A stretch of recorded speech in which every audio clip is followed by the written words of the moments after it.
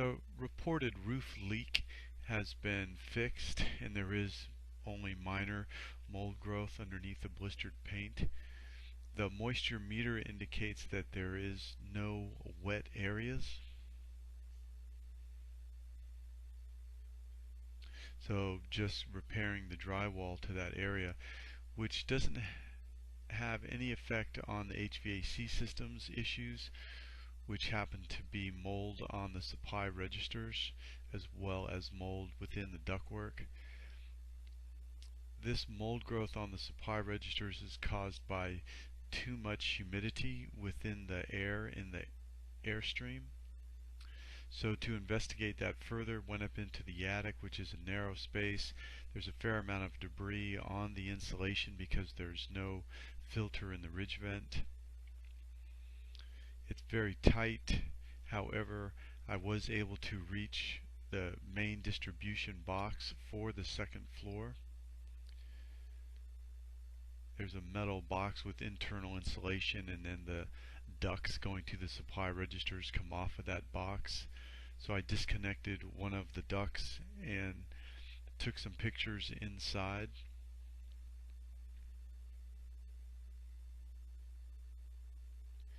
Inside the distribution box is duct liner. It's a 1-inch thick fiberglass liner which has minor mold growth on it. Then I turned the camera to inside the ducts, and it does look like there is some visual mold on the bottom half of the ducts.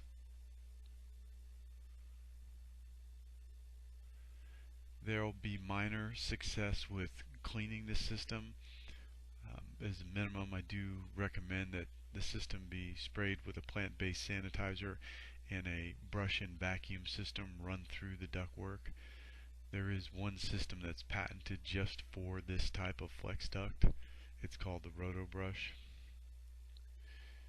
It will not remove all of the mold, but in conjunction with the humidity taken care of and the mold sanitized and then brushed, there will be some success in having a relatively clean system, even though best practice would be to remove these ducts. And we've got until the AC season kicks on to deal with this moisture issue. This is a tape lift and magnified 400 times, showing that there is some Aspergillus penicillium mold inside the ducts. This is the main supply duct to the distribution box in the attic.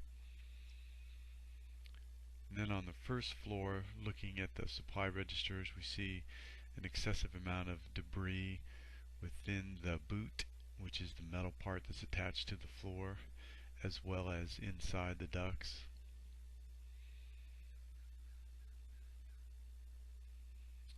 This is a fair amount of debris, and mixed with the mold that sticks to the ducts, it makes it easier to recommend that the best practice would be to replace the ducts on the first floor.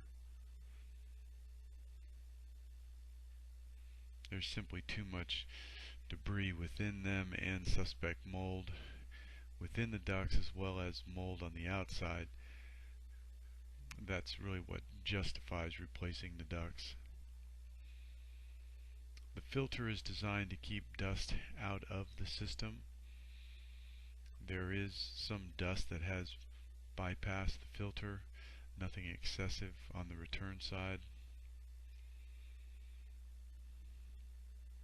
I want to be sure that all these connections and spaces are sealed so that we're not pulling in air from the crawl space. Here I opened up the air handler to look at the coil, and can see that there is mold growth on the access panel and on the components within the unit. So it looks like it has overflowed, meaning that this condensation line probably got clogged, and because there's holes that are not sealed that allowed the mold from the crawl space which is on the ductwork to a small degree, get into the system, and then that mold is able to grow inside and then pass through the home. But this condensation line being clogged, here's the line here, may be the culprit as to why there was moisture in the home to the extent that mold would grow in the ducts. So this is called the condensation line, and there's a hole here for a second one. So if this gets clogged, water has another way out. But looking at this, I can see a drip line all along the bottom here, and we've got this flow pattern where water has flowed out, and these screws that are heavily rusted on the bottom. So it looks like the pan was overflowing and dripping out here, filled the whole bottom, and then the water flowed out, but it also built up inside and increased the relative humidity of the air. And you can see the mold growing on the outside of the air handler and here on the ductwork. Ductwork looks sealed, that's nice. More mold growth on the ducts, a little bit up on the wood. Insulation looks in good shape. The substrate under the barrier is a nice material, no organic matter, so it resists mold growth. This is a long condensation line, and I don't even know if that grade is really a grade, so I think that's part of the problem. It looks like this is the low point here. So this line needs to be properly graded and cleaned out. You see the discoloration in the fiberglass insulation.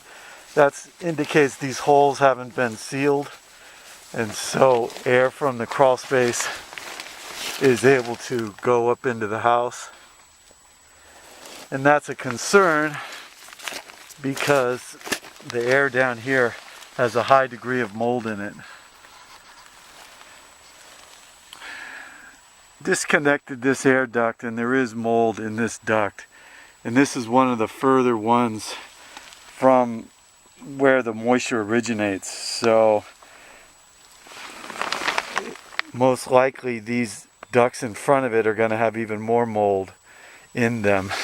They also have it on the outside of them, so when you put the two together, mold on the inside and the outside, it really looks like all these ducts should be replaced and this condensation line fixed.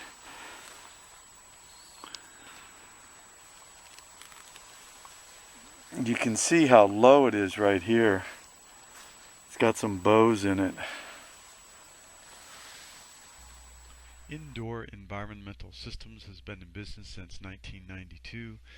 I have an excellent crew that does crawl space, mold remediation, air duct cleaning, air duct replacement, attic air sealing. So if you choose to have the air ducts cleaned, that can be done. We do use the roto brush, which is the only patented system for flex duct, which is a combination of a 30-foot vacuum line and a rotating brush on the end to dislodge the material and then vacuum it up.